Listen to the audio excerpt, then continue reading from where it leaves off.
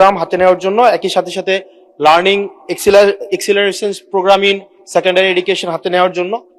মাননীয় স্পিকার, আপনার মাধ্যমে আমার প্রশ্নটি হচ্ছে, একটা বিশ্ববিদ্যালয়ের শিক্ষার্থী অথবা যারা চাকরি প্রার্থীরা যখন প্রাথমিক বিদ্যালয়ে শিক্ষক হিসাবে চাকরি করতে যান, তখন সেখানে 11,000 টাকা বেসিক দিয়ে শুরু করেন বর্তমান প্রেক্ষাপটে। অর্থাৎ এই চাকরিটা হচ্ছে 13 গ্রেডের চাকরি এবং তৃতীয় শ্রেণীর। একজন যখন সেকেন্ডারি এডুকেশনে চাকরি করতে যান, তখন বেসিক বেতন পান 16,000 টাকা। এটা 10ম গ্রেডের এবং দ্বিতীয় শ্রেণীর চাকরি। আমাদের দেশের প্রাথমিক শিক্ষা এবং মাধ্যমিক শিক্ষা এই দুইটা হচ্ছে ফিডার ইনস্টিটিউশন। আমরা যদি ভালো শিক্ষার্থী ফিডার ইনস্টিটিউশন থেকে আমরা টারশিয়ারিতে পাঠাতে পারি, তাহলে সেখানে একটা রিসার্চ বেসড আমরা একটা আউটকাম পাবো। মাননীয় প্রধানমন্ত্রীর কাছে আমার প্রশ্ন, বর্তমান বাস্তবতায় 11,000 টাকা বেসিক এবং 16,000 টাকা বেসিক দিয়ে এই আসলে শিক্ষক হতে আগ্রহ নিয়ে এসে এখানে আসলে দিন শেষে সার্ভাইভ করা খুব কঠিন হয়ে যায়।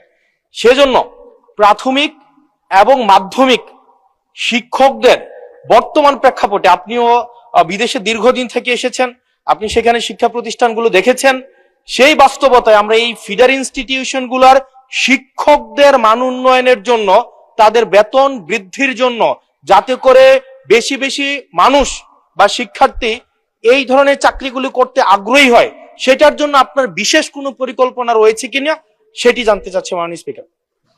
মাননীয় প্রধানমন্ত্রী। মাননীয় স্পিকার, আপনাকে ধন্যবাদ এবং জনাব হাসনাত, আপনাকেও ধন্যবাদ আপনার প্রশ্নের জন্য। আপনি নিশ্চয়ই খেয়াল করেছেন এই বাজেট সেশনে আপনি উপস্থিত ছিলেন এবং আমার এই প্রথম প্রশ্ন যেটা ছিল মূল প্রশ্ন, সেখানে আমি বলেছি যে এই বাজেটে টোটাল জিডিপি 2% আমরা শিক্ষার জন্য রেখেছি। এবং শুধু তাই নয়, আমাদের যেটি পরিকল্পনা আছে, আমরা পরিকল্পনা মতন যদি আগাতে পারি, ইনশাল্লাহ আমরা শিক্ষা খাতে বাজেট 5 বছর শেষে 5% নিয়ে যেতে চাই।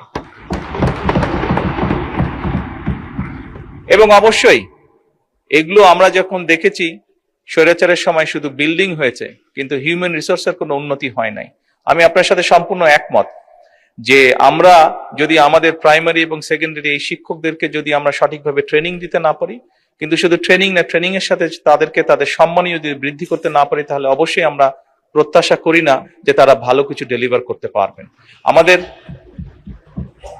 আমাদের তাদেরকে প্রশিক্ষণ দেওয়ার যেরকম কর্মসূচি রয়েছে, প্রশিক্ষণ দেওয়ার যেরকম পরিকল্পনা রয়েছে, বোথ সেকেন্ডারি অ্যান্ড প্রাইমারি, একই সাথে পর্যায়ক্রমিক ভাবে আমরা যাতে তাদের সম্মানীয় বৃদ্ধি করতে পারি।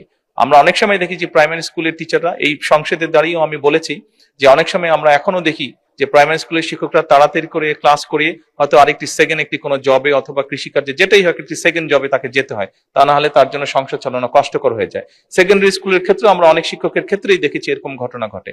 এই কাজটি যাতে তাদের না করতে হয় এবং তারা যাতে সঠিকভাবে তাদের সময় এবং তাদের মেধা শিক্ষার্থীদের পেছনে ব্যয় করতে পারেন, সেই জন্য তাদের সম্মানই বাড়ানো প্রয়োজন বলে আমরাও মনে করি এবং পর্যায়ক্রমিক ভাবে